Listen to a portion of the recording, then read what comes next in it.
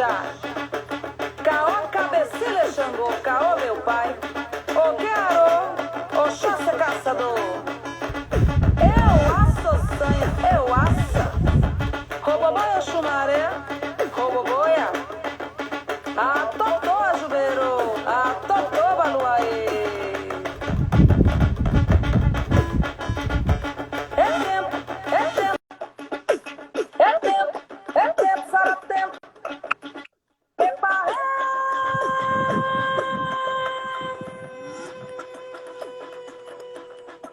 ora eu, mãe Oxum, ora eu.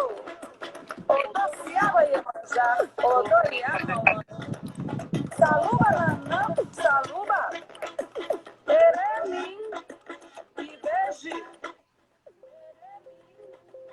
Boa noite a todos, boa noite a todas, boa noite a todos. Estamos aqui na nossa jornada de lives, ainda pelo Dia Nacional de Combate à Intolerância Religiosa.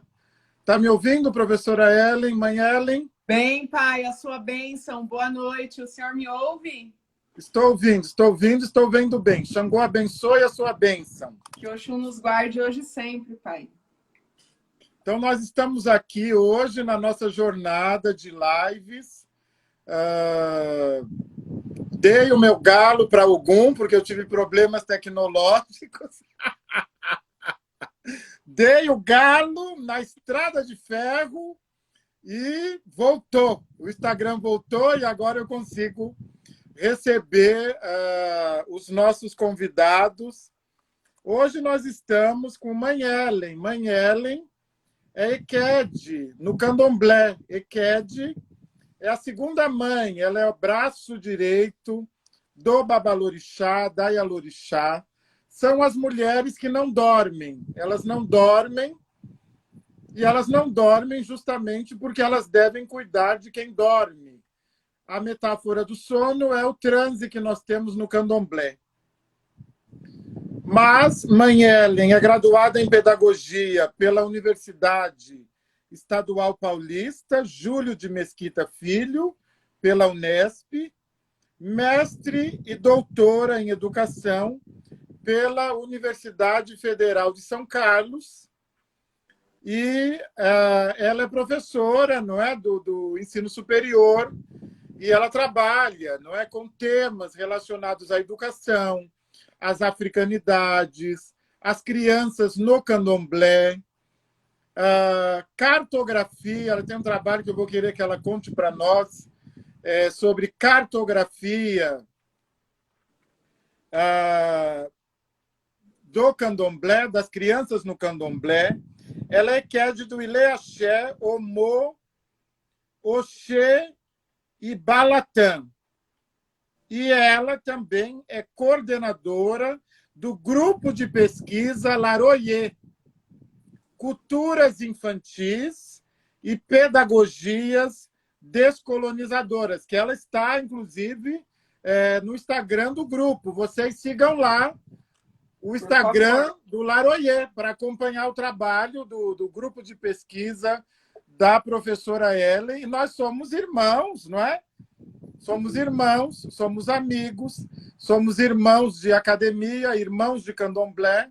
Acabamos de ministrar juntos na Faculdade de Educação da Unicamp uma disciplina, Giro Epistemológico Antirracista. Então, nós estamos na luta, não é? E como a professora, a Mãe Ellen, ela tem se dedicado à questão das crianças, da educação no ensino infantil também, né? Porque ela tem toda uma especialidade nessa área. Ela também vai nos contar um pouquinho, né, sobre o seu trabalho. Nós queremos saber sobre a dissertação de mestrado, a tese de doutorado, porque aqui no meu Instagram são todos interessados nessas pesquisas, nessas escritas. Eu a recebi essa semana. O filho mais novo, não é? O filho literário mais novo da Mãe Ellen, recebi essa semana um livro delicioso, fácil leitura, em 1 hora você lê, muito delicioso. O Candomblé Nagô, na Paulicéia Desvairada. Vamos falar da intolerância, mas a gente vai precisar falar de coisas boas também, né? Não só da intolerância religiosa. Mãe Ellen, seja bem-vinda. Eu gostaria que a senhora começasse mesmo saudando os nossos seguidores e complementando, não é, o seu trabalho de pesquisa, o seu trabalho de EQUED, deixando aqui, porque isso é um documento que vai depois para o meu canal. Então, fica aqui no IGTV e depois vai para o meu canal. Então, por favor, mais uma vez, receba meu moforibalé, a minha cabeça no chão, a sua bênção, meu salve e meu motumbá, meu colonfé. E, por favor, a palavra é sua. Poxa, meu pai, assim o senhor me emociona. Mais uma vez eu lhe peço a bênção. O senhor, um homem de Xangô, que, como eu sempre digo, e tive a oportunidade de trabalhar contigo na disciplina, entender o que é excorporação, é ter o privilégio não, porque eu também aprendi isso contigo, o direito de ter uma aula com o professor Pai Sidney Nogueira, que nos emociona, é aquela aula que impacta. Eu costumo dizer pro meu namorado, a Yogan, que também entrou, que eu vi, mandando já um beijo aí para ele, que amanhã é o dia dele, né, nessa live também, nessa caminhada aí contra a intolerância religiosa, que o povo de Xangô não fala, vocês trovejam, né? Então, é impactante, é uma sensação muito acolhedora estar contigo num espaço que, por muitas vezes, para os nossos, é bastante hostil. Aí aproveito para fazer essa saudação aí, mandando um beijo enorme, pedindo a minha bênção também às minhas irmãs Equetes, que estão aí participando, a Adriana, que com o maior carinho me mandou, inclusive, uma camiseta para estar aqui hoje, porque ela também, nessa empreitada contra a intolerância religiosa, com a Vistoquê, tem feito uma série de atividades juntas e juntos, então eu aproveito que eu a vi aí, assim como a Viviane, o pai Toninho, que também está chegando e está vendo aí, pedir a minha bênção ao meu pai, né? E porque o candomblé me fez mãe nos orixás, essa coisa assim de não dormir, foi no não dormir que eu aprendi a me acalmar e a me acolher e a entender a nossa ancestralidade. Então, mais uma vez, eu quero pedir a bênção a todos que estão participando e espero que se sintam aí representados nesse pedido ao Babá, as minhas irmãs Equedes, assim, ao Ugan também, que está aí, o Edjo, entre outros. Eu, em nome dessas pessoas, peço a bênção a todos e todas. E agradeço aqui o grupo de pesquisa, o Laroie, que as minhas orientandas também estão aí, que eu já vi, né? Então, tá a Núbia, tá a Sara, tá algumas delas estão aí, a Milena, o pessoal tá por aí. Foram elas, viu, pai? Foram elas, pai Sidney, que me convenceram durante a pandemia a adentrar nas redes sociais. Então, eu agradeço o quanto eu pude aprender com elas, porque foi assim que eu tive a oportunidade, inclusive nesses 21 dias aí de caminhada que a gente está fazendo, e eu quero continuar seguindo, ter a oportunidade de estar com o senhor. E, mais uma vez, parabenizá-lo por essa coragem, por essa determinação, por essa força. O pai Sidney, ele é uma pessoa coerente naquilo que ele fala. Então, a gente preparando a aula, quero dar esse testemunho, essa organização aqui, viu, pai? Dar esse testemunho. A gente preparando a aula, o número dos encontros é significativo, estar com mulher e o reconhecimento dele sobre a necessidade de mulheres na universidade, falando sobre a macumba, falando sobre o candomblé, falando com as crianças, tendo essa narrativa onde você vai falar com e você não vai falar sobre, é um ato de militância política do pai Sidney Nogueira e de uma generosidade que ele vai ter nesses espaços. Então, nós trabalhamos com muita alegria, eu e a professora Gabriela com ele, pelo acolhimento, e logo vem mais, né, pai? Porque chegarão aí outros textos produzidos coletivamente que a gente espera que venham aí cheio de axé, numa perspectiva de fortalecimento do nosso povo, né? Porque isso eu também pude aprender com o pai Toninho de Oxum. O meu crescimento só tem sentido se ele também servir para a minha comunidade. E também aprendi isso com a Petrô, né, na comunidade acadêmica, que eu também vi que passou aí também agora há pouco. Então, um beijo para ela.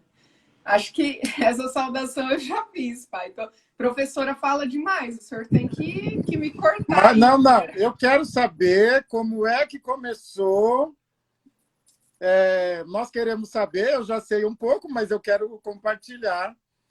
Como é que começou, né? Quer dizer, como é que começa esse trabalho com as crianças, né? Com as crianças de Candomblé.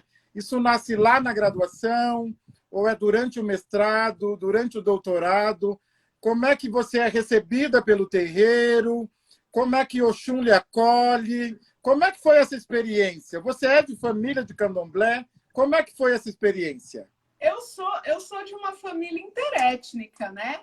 E pai negro e mãe branca. Vou ter contato com meu pai, que ele é mais aos 21 anos de idade, não foi uma coisa corriqueira, eu tive mais com meu padrasto, que é o meu pai de vida, e com a minha mãe. Mas uma família, a minha avó era muito ligada a Umbanda, assim, de rezar para as almas, sabe? Adorei as almas.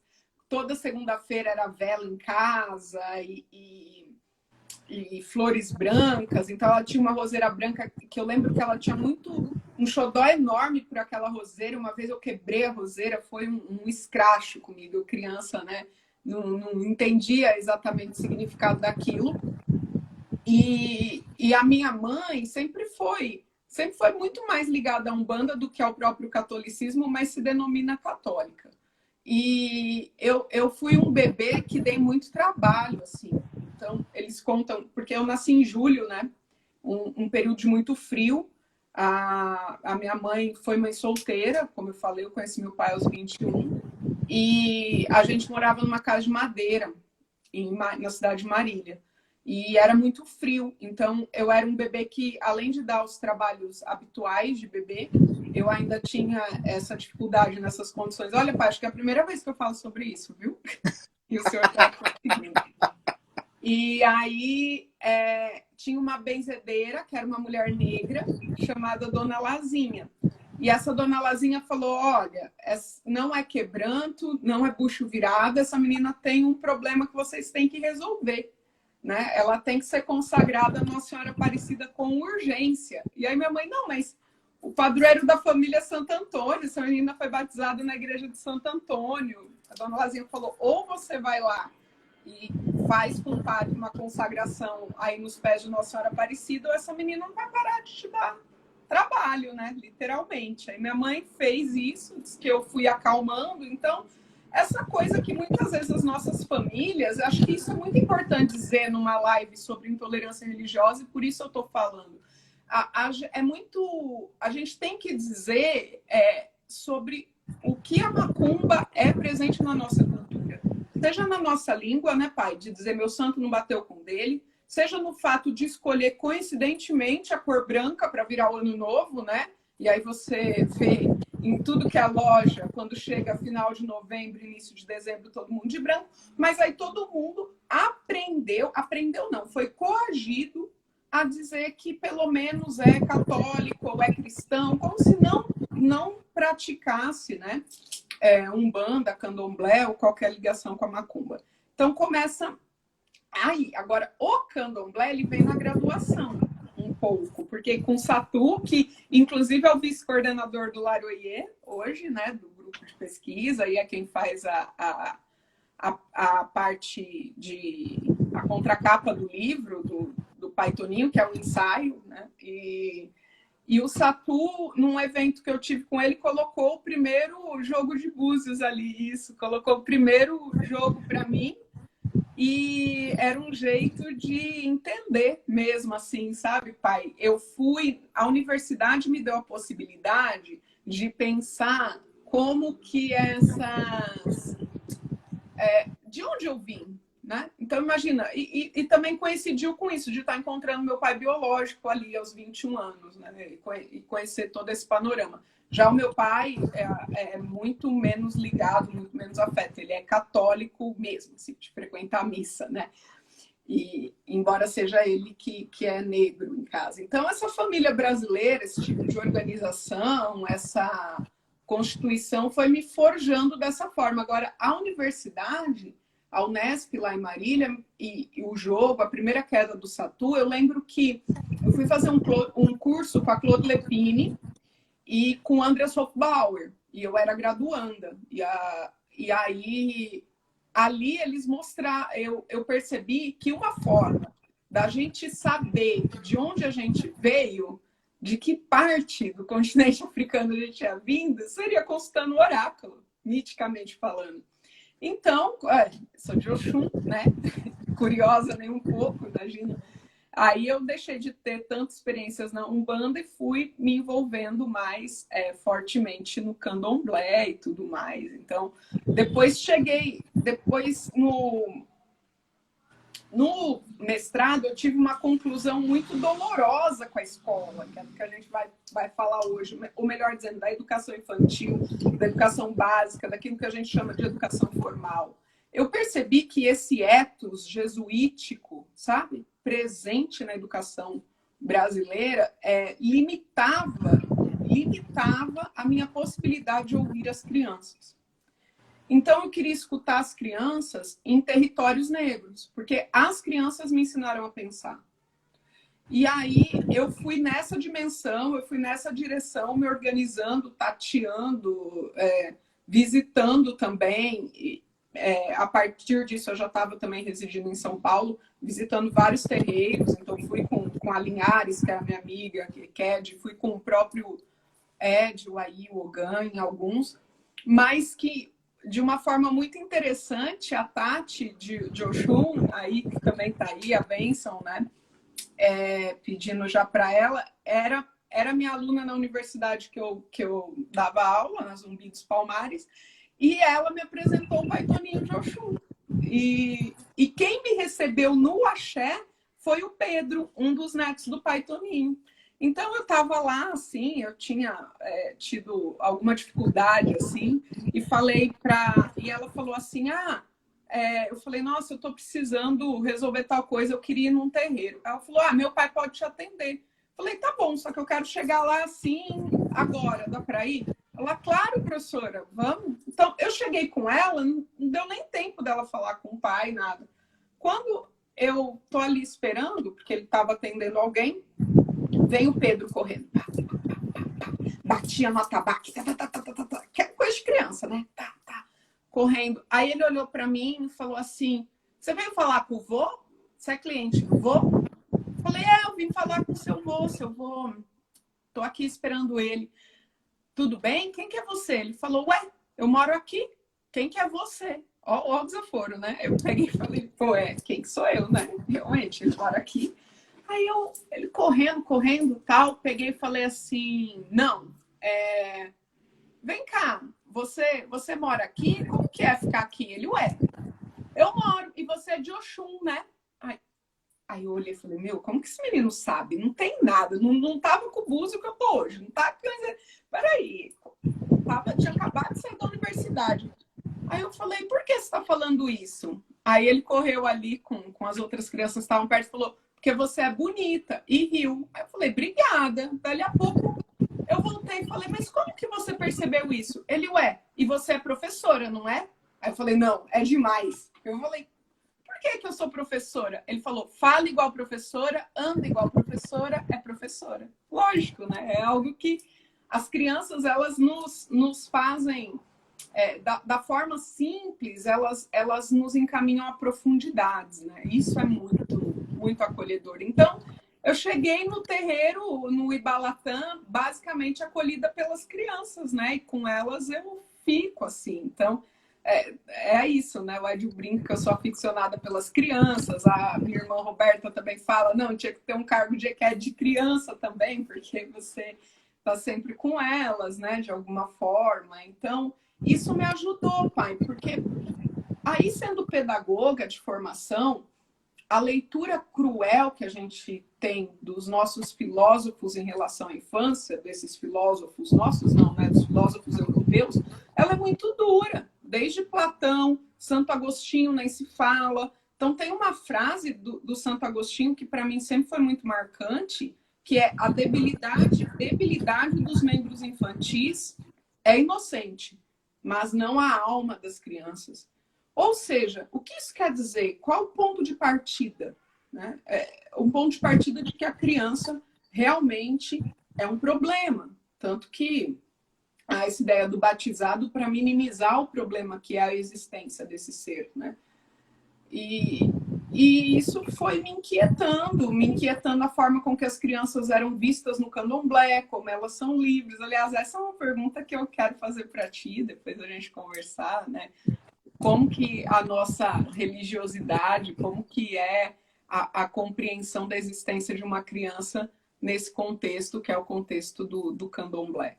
Ela é diferente, né, dessa percepção que a gente tem desses filósofos eurocentrados, assim, que é o que a gente vai aprender em muitos cursos de pedagogia.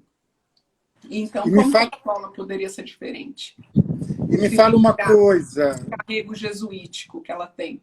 Como que tira um ebó da escola, pai? Aí é com o senhor. Me fala uma coisa, vamos conversar um pouquinho sobre isso, sobre as crianças no candomblé, mas nós estamos, né, nesses 21 dias de lives, pelo Dia Nacional de Combate à Intolerância Religiosa. Eu penso, não é, quer dizer, como a mãe bem pontuou, não é, quer dizer, nós temos já um problema, não é, em relação ao modo como a sociedade, né, o Ocidente, uma epistemologia do Norte pensa a criança, então a gente já tem um problema independente do candomblé. E a gente tem um outro problema, que é quando a criança... Quer dizer, a criança ela acaba acumulando o problema, porque ela já tem um problema, que a criança ela já é malquista. Vamos falar a verdade, vamos falar a verdade. A criança não é benquista na nossa sociedade, ela só é benquista quietinha, em silêncio, agachada, ajoelhada no milho. Vamos falar a verdade. Falou tudo, pai. Como então, um mini escravo, como um mini escravo. Exatamente. Alguém tem que se sujeitar às vontades do adulto. Exatamente. Então, já é um problema. Não é? E o segundo problema, as nossas crianças de candomblé, elas acumulam a estigmatização. E aí eu fiz, além, né, de toda a experiência da senhora e com as crianças de candomblé, não é? Quer dizer, eu fiz questão de trazê-la para a nossa conversa, porque eu também gostaria das suas contribuições para esse... como é que a escola... Porque eu sei que no estágio, não é? Quer dizer, no estágio, lida com muitas professoras, as professoras trazem experiências, o Laroyer acolhe essa discussão. Como é que a escola tem lidado com as nossas crianças? Olha, pai, de forma... boa parte das professoras da educação básica, e não tem como não falar sobre isso, tem confundido a escola, que é a instituição de ensino, a representação que ela tem ali do Estado, de um Estado de direitos, porque também é bom lembrar isso, né? Educação passa a ser um direito no Brasil quando criança passa a ser gente, em 1988, na Constituição Federal. Então, essas coisas, elas acabam sendo recentes em um país que é marcado pela violência como o nosso. E estão aí as consequências. E muitas dessas professoras hoje, prioritariamente filiadas a uma confissão neopentecostal, elas confundem a escola com um lugar de pregação para elas e de captação de adeptos, né? Então, imagina, você já tem no inconsciente, no ethos da escola, a necessidade de tirar um ebó desse carrego jesuítico, falando aqui, né, nessa nossa perspectiva, que vem de uma formação onde os textos de Santo Agostinho, bem como de Platão, e tem que continuar, pelo amor, sabe? Não são textos que não tem que continuar, só que a gente também tem que falar do Luiz Rufino, também tem que falar do Pai Sidney, também tem que trazer as pesquisas que o Laroyer desenvolve para poder dialogar e ter uma formação realmente para uma educação que se queira igualitária. Mas vem sobretudo carregada por essa formação. Aí, então, essas mulheres, em geral, e aí são a maioria de mulheres, porque há uma feminilização do magistério, a gente precisa falar sobre isso. Nós não tivemos o direito de ter professores homens, muitas vezes, na educação básica. Os trans, então, nem se fala, né? Que também era um direito que a gente deveria ter tido de convívio, de aprendizado, e muitas vezes essas pessoas são assassinadas antes. Então, é muito complicado, porque confunde-se o público com o privado, entendendo que está fazendo melhor. Confunde-se a escola com uma catequese. Porque, inclusive, Platão vai dizer que a criança é um ser privado da razão, animalesco, egoísta, primitivo. São adjetivos platônicos em relação às crianças. E aí as professoras muitas vezes confundem isso e chega a criança de uma ligada ao candomblé, à umbanda, a qualquer coisa mais próxima à macumba, pronto. Então essa professora acredita que todos os males ali precisam ser expurgados a partir daquela criança. E nossas crianças, eu descubro isso conversando com as crianças, elas têm o maior orgulho de ser do axé dentro do axé, brincam, não vem a hora de ir para casa do vô, de brincar. Nesse momento de pandemia sentiram uma saudade louca, sentem muita falta do axé, mas elas dizem que na escola elas não falam que são de axé. Elas não foram orientadas para não falar.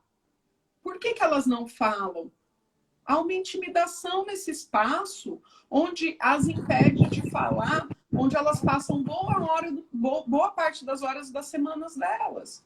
E elas não podem falar, elas não podem comentar, porque elas percebem, elas já percebem a intolerância. Eu tive uma experiência, pai, que as crianças vieram dormir comigo aqui para a live da professora Nancy Franco na UFBA, e foram 3 meninas do axé. Foi super legal esse trabalho. E nós paramos, eu parei com elas assim, de máscara, tudo, estava naquela fase um pouco mais leve, né? E nós fomos a um shopping para buscar um livro. Eu queria inclusive encontrar numa livraria cultura o texto da Juana Albainos, na Goia Morte. Então, quando eu cheguei e pedi assim para ir para a estante religiosa, e as meninas comigo, as 3. Aí eles falaram assim, tá ali. Eu falei, mas não tem nenhum livro ligado a candomblé e umbanda? Aí ele, não, religião é só essa. Eu falei, bom, então não compro, né? Peguei, virei as costas e saí. Aí ela pegou, aí a Luísa falava assim, eu não acredito que esse homem falou desse jeito com a gente, mãe. Ked, ele é burro, porque ele deixou de vender também. Aí eu falei, pois é, né? Mas... E fui conversando assim com elas, né, sobre os livros e tal. Aí ela me fez, a mais velha, que é a Lorena, me fez uma pergunta muito pertinente. Falou assim, ele tem uma estante, mas todas são o mesmo livro. Ele só estava vendendo Bíblia. E olha a observação dela. E eu já ganhei um monte de Bíblia na escola, Ellen. De graça, eles vão lá e eles me dão Bíblia. E eu também, eu lembrei dessa experiência, eu também ganhei Bíblia na escola, quando eu tinha a idade da Lorena. Então, é dessa escola que nós estamos falando, né? Que a professora se sente autorizada a escrever o salmo, que se sente autorizada na educação infantil cantar a música do homenzinho torto, que tinha uma vida torta, e de repente ele diretou porque ele encontrou Jesus, que é uma das músicas mais cantadas na educação infantil. Elas aprendem a agradecer a Deus pelo lanchinho que vai comer e não aos impostos que a sociedade brasileira paga para que aquele lanchinho esteja ali. Então, foi exatamente a percepção desse carrego aí colonial imposto por esse ethos jesuítico nas escolas, na educação básica, que me fez querer muito ouvir a voz das crianças no axé e outro tipo de cosmogonia de mundo, sabe? De cosmopercepção, como o senhor também nos ensina, de mundo. A gente perde as palavras, não é, mãe? Nós perdemos as palavras. Quer dizer, veja esse discurso. Não, religião é só essa. Né? Religião é só essa, não é? Nós tivemos um episódio aqui, já não foi no ensino infantil, mas no ensino fundamental 2. Nós tivemos um episódio aqui em Mauá, no ensino fundamental 2 e ensino médio, em que alunos, sob a supervisão de alguns professores, utilizavam a hora do intervalo para fazer culto evangélico na escola. E a grande questão, não é? Uma diretora acionou, não é? Na época nós tínhamos um coletivo aqui em Mauá, e ela nos acionou para apoiá-la, porque quando ela proibiu, ela começou a ser perseguida. Mas eu gostei muito do discurso dela, embora ela não fosse de candomblé. Ela não era de candomblé. Mas eu gostei muito do discurso dela, que ela disse o seguinte: olha, eles estão intimidando não só as crianças, os jovens, os adolescentes de Umbanda e Candomblé. Eles intimidam a menina jovem, grávida, a menina jovem que já é mãe. Eles intimidam os homoafetivos, não é? Quer dizer, veja o tamanho do estrago que esse tipo de discurso faz, porque a escola é tratada como se fosse o quintal da nossa casa, não é? Como se fosse a nossa igreja, não é? Nós conversamos muito sobre isso, mãe. Ninguém está dizendo aqui que as pessoas não têm direito à sua religião. Todo mundo tem direito. Claro, naturalmente. Todo mundo tem direito, só que as pessoas elas precisam entender que existem religiões. Não é? Quer dizer, que não existe uma única religião. E que a escola, em tese, ela é protegida, não é? Pela Constituição Federal. Não é? Quer dizer, a escola não é confessional. Existem escolas confessionais privadas. E eu entendo, eu também. Se eu fosse da Igreja Batista, eu ia querer colocar meu filho numa escola confessional da Igreja Batista. Eu entendo, eu de verdade. A mãe sabe, meu nome é Sidney Compreensão. Mas só que tem uma coisa, né? Quer dizer, quando eles começam. Porque a gente precisa pensar no efeito dominó. Quer dizer, os impactos que isso tem dentro da escola. Quem vai querer ser Umbanda e Candomblé, mãe, com esse tipo de invasão escolar da intolerância religiosa? Quem vai querer? Não é essa a questão? E há um medo, né? Porque, de novo, a naturalização da violência, né? Como você vai ser violentado num espaço onde você deveria ser protegido, protegida, protegide? Não, é o primeiro espaço a sofrer violência, na maioria das vezes, né? A escola. Então, e ainda essa construção de invisibilização dos nossos, que eu acho mortalmente dolorosa, porque nós somos obrigados a entender a Páscoa. Aliás, nós somos violentados diariamente ao escrever que hoje é dia 30 de janeiro de 2021, porque essa data é uma data marcada depois de Cristo, que vai marcar uma noção cristã de mundo. Só que a humanidade não tem só 2021 anos. Isso é resquício de um pensamento colonial ao qual nós somos submetidos cotidianamente. O mesmo pensamento colonial que afirmou que negros e negras não tinham alma. O mesmo pensamento que fazia com que as crianças dos povos originários, indígenas, fossem queimadas com vela, cada vez que falassem na sua língua de origem e não falassem o português. Nós estamos falando dessa marca que traz, né? desse carrego. E como que eu reverto isso? Como é que eu penso isso de um outro jeito? Eu preciso buscar outras intervenções, eu preciso buscar o diálogo, eu preciso buscar a convivência, eu preciso fomentar a paz, eu preciso buscar a igualdade. E aí, ao atacar, eu fico às vezes me perguntando, sabe, pai, quando eu escuto que a cada 15 horas, e eu leio, estão nos dados. Isso porque há uma subnotificação, que a maioria dos terreiros, dos templos que são violentados, nem sequer chegam a fazer a denúncia. Verdade seja dita. Então, do que a gente tem mapeado, a cada 15 horas, alguém é vítima de intolerância religiosa no Brasil. Do mapeado, considerando que há uma subnotificação aí, certo? Eu fico pensando, por que o ódio é tamanho? Por que chega para isso na educação infantil, da professora muitas vezes não querer pegar no colo o bebê que ela vê que os pais são de religiões de matriz africana, até a ponta na universidade, quando, por exemplo, esse negócio foi eleito, né, alçado à presidência, no dia seguinte, pai, eu tenho alunas aqui que testemunharam isso.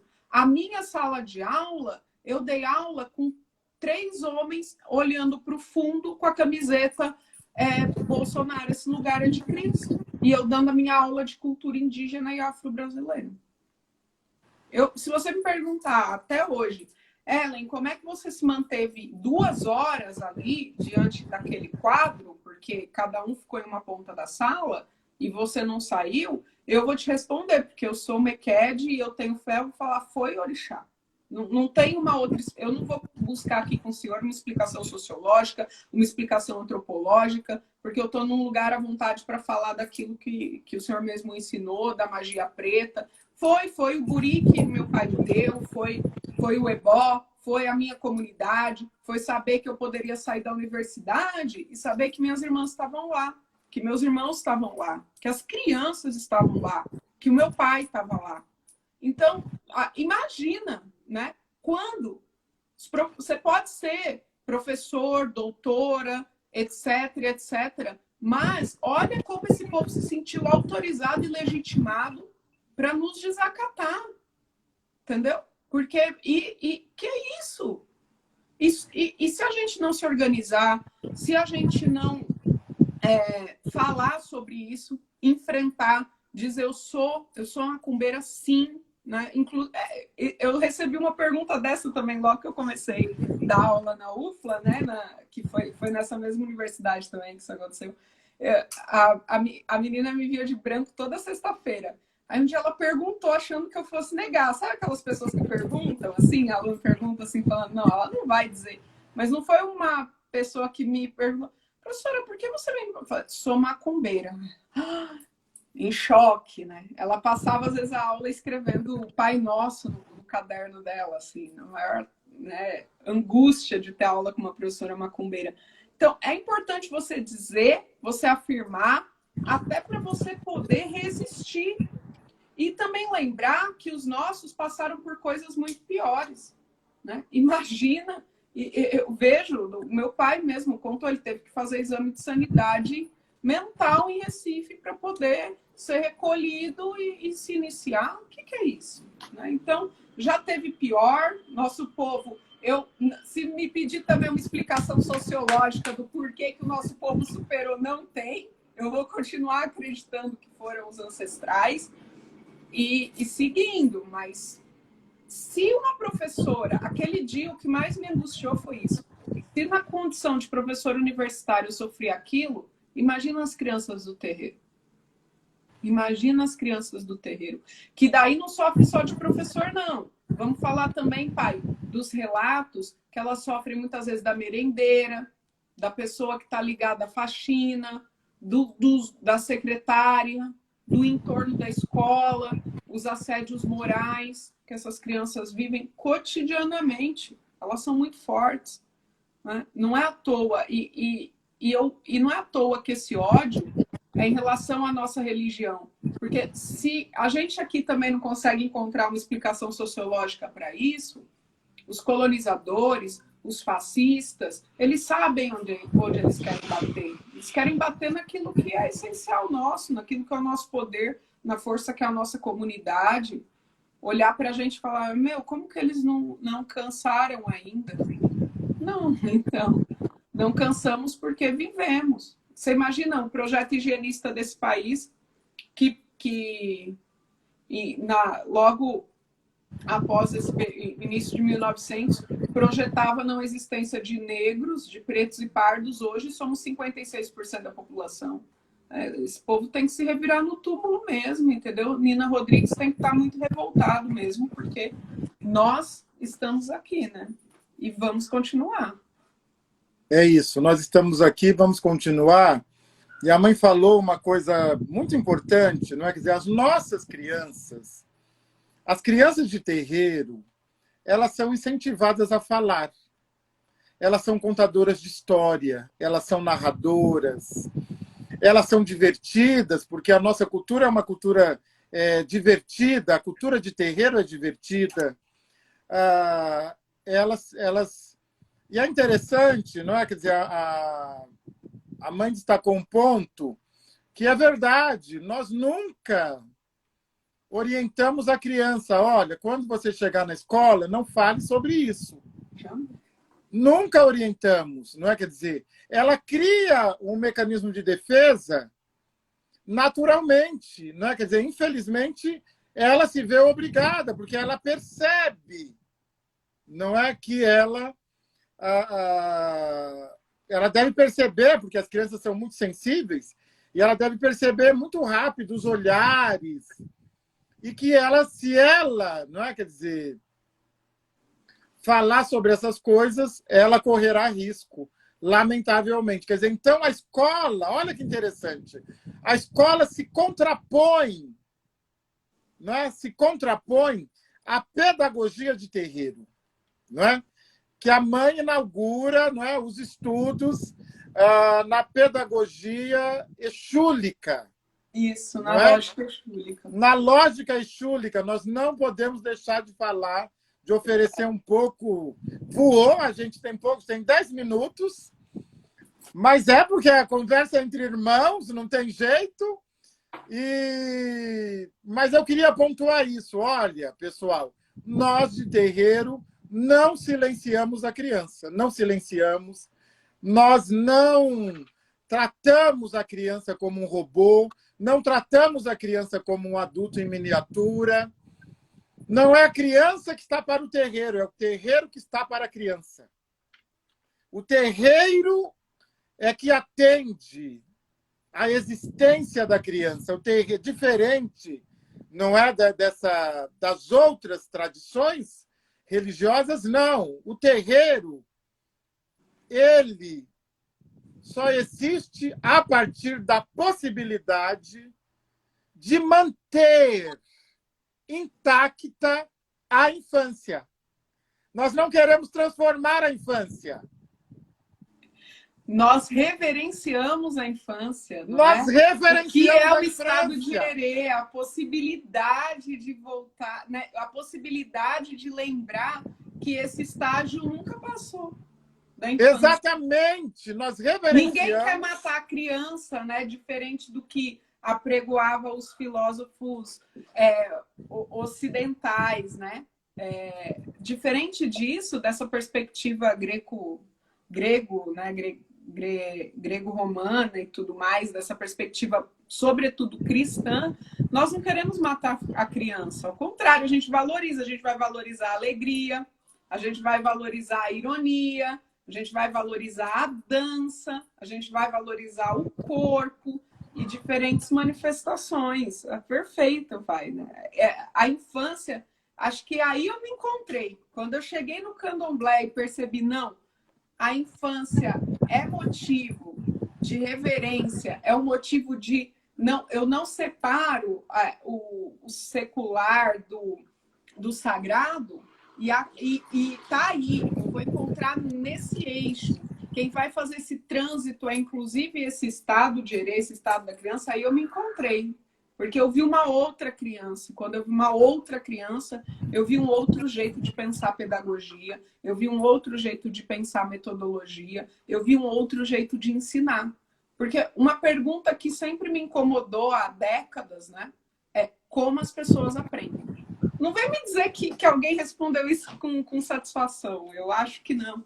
Porque a gente sabe o que aprende, a gente sabe técnicas que vão levando à dominação. Mas como a gente aprende? Isso eu me propus a pensar nesse ensaio. Como que eu fui aprender o mínimo, assim, né? Brincando. Não tem um outro jeito que não seja a partir dessa sensação do riso, da alegria, do amor e do acolhimento. Né? Do acolhimento. Porque senão é dominação. Senão é definição de uma técnica, não da sua experiência. Né? E aí, experiências e produções de cultura vão ser fantásticas. E aí foi isso, pai, que eu vi, que o senhor falou da cartografia. O corpo da criança de axé, não é só da criança de axé. Né? É o corpo que veio lá dessa ancestralidade, que colocou a África, essa África mítica, através do sopro que veio de cabeça por cabeça, de hálito por hálito, de gente por gente nesse lugar. Porque nós vamos fazer o que no Bori, se não a comunidade se ajoelhar em torno de um ori e pedir por aquele ori? Que para mim é a nossa cerimônia mais bonita, assim. Então, isso, quando a gente cultua o ori, cultua o indivíduo, cultua a criança que está dentro da gente, é uma possibilidade de viver uma outra lógica, uma lógica que vai nos organizar, é essa lógica que é de Exu e que vai, de fato, nos possibilitar, não é nem transitar de um lugar para o outro, mas é perceber que não há uma diferença. Porque, pai, o fato do senhor ser homem e eu ser uma mulher nos coloca como antônimos. O senhor que é um linguista. Não, nós somos mais complementares, né, do que divergentes desse ponto de vista. E é isso que é um dos princípios centrais da afrocentricidade que nós trabalhamos juntos, né, na disciplina. Então, é muito mais complementariedade e menos conflito. Então, eu não posso entender a criança como oposto ao adulto. A criança e o adulto não podem ser opostos, eles podem ser qualquer outra coisa que a gente encontre nessa língua, que o senhor tem muito mais habilidade do que eu. Mas acho que oposto não. E aí, né, quer dizer, tem dois pontos para a gente destacar a partir das considerações da senhora, que é o candomblé brincante. Né? Quer dizer, o candomblé é brincante, ele é brincante, ele é o lugar da brincadeira, por isso que não há limites, não há barreiras, né? Quer dizer, não há oposição, nunca há oposição, nunca há opostos, porque na brincadeira nunca há, quer dizer, todo mundo está brincando, não é? E todo mundo está aprendendo. Essa é, para mim, não é, que a mãe traz, a lógica chúlica, é a lógica da brincadeira, não é? Quer dizer, é a lógica do jogo, não é? Quer dizer, e eu penso, mãe, que talvez esse pensamento seja a maior afronta ao mundo ocidental, não é? Quer dizer, é a maior afronta. Você pensar um mundo brincante, um mundo sem territórios tão marcados, sem limites, um mundo incontrolável, porque a brincadeira é incontrolável, né? Quer dizer, a brincadeira é uma brincadeira, né? E ela é contínua. Por que adulto e criança não são antônimos e não são opostos? Não é? Porque, para que sejamos adultos, nós tivemos de ser criança um dia. E o adulto é resultado, não é? Da infância, nós sabemos, né? Quer dizer, nós sabemos.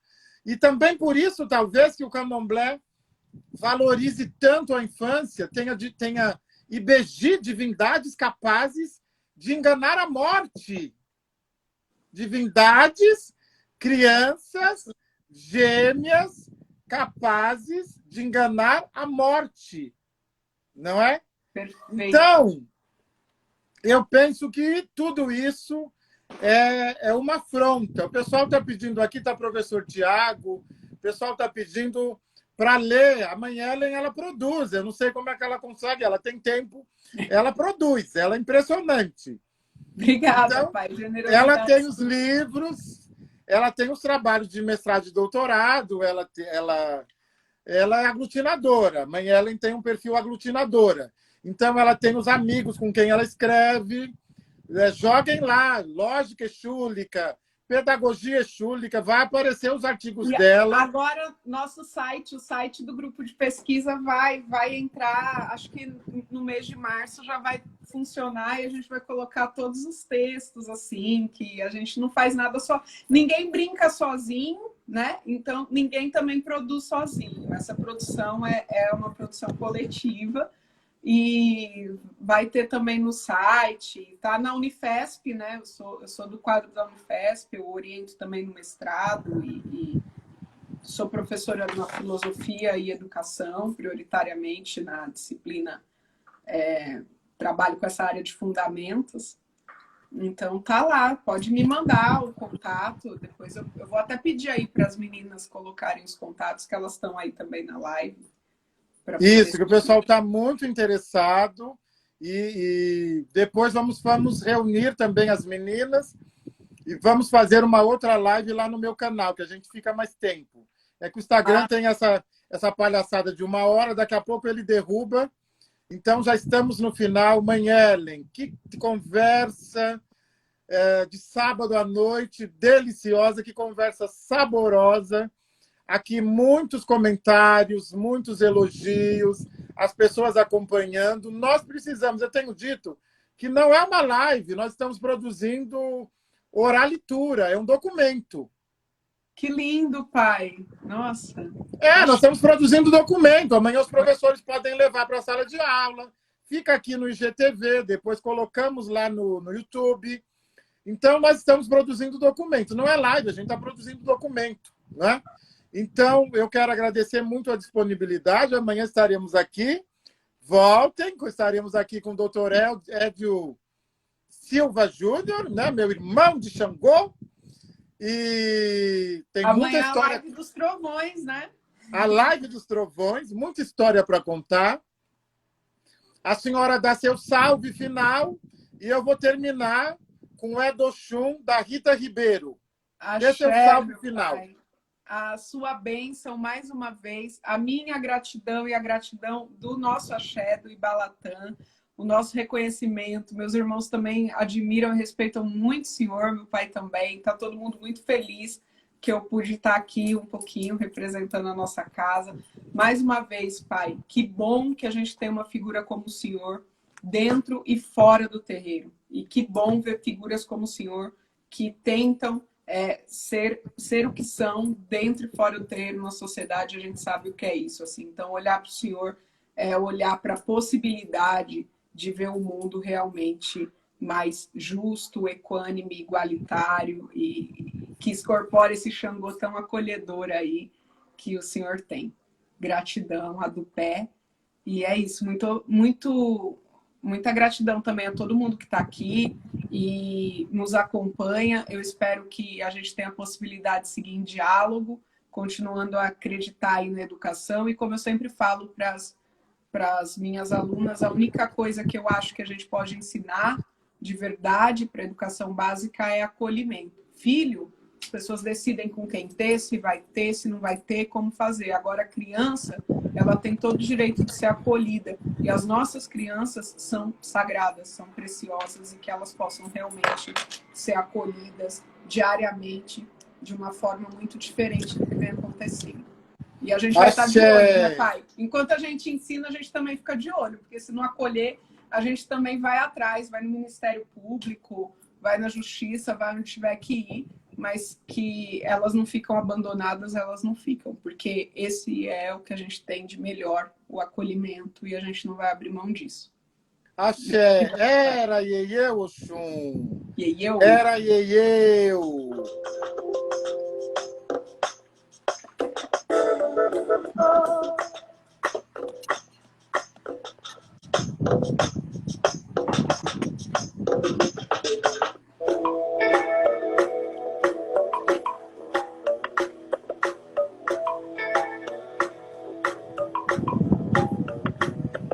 Nessa cidade todo mundo é do homem, menino, menina, mulher. Era Iê. ai, amo essa música, que saudade de um xireiro, candomblé. Um forte abraço a todos, a todos, a todas. Continuem conosco, divulguem, participem. Amanhã, às 10 horas, Dr. Edio Silva Júnior. Axé, mãe. Axé, Um grande pai, beijo. do pé. Tchau, tchau.